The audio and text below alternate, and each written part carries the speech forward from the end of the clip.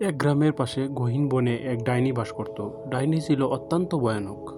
গ্রামের লোক সবসময় আতঙ্কে থাকত। একদিন সবাই মিলে একসাথে জড়ো হলো কিভাবে এই সমস্যা থেকে পরিত্রাণ পাওয়া যায়। গ্রামের সাহসী যুবক সুমন, তার মনে কৌতূহল জাগলো। সে প্রকৃত ঘটনা উদ্ঘাটন করতে চায়। তাই সে একদিন গভীর রাতে জঙ্গলে ঢুকে পড়ল এবং ডাইনিকে খুঁজতে লাগলো। অবশেষে তার সাথে ডাইনির দেখা হলো। ডাইনি তাকে কিছু না করে তার সাথে সহজ ও সাবলীল ভাষায় কথা বলতে এবং তাকে প্রকৃত ঘটনা খুলে বলতে লাগলো। সে বলতে লাগলো একদিন তার পরিবার ছিল স্বামী ও সংসার, কিন্তু গ্রামের মানুষ মিথ্যা অপবাদ দিয়ে তার স্বামী ও সন্তানকে মেরে ফেলে। তারপর সে জঙ্গলে এসে একটা একটা করে মানুষ মেরে তার স্বামী হত্যার প্রতিশোধ নিল।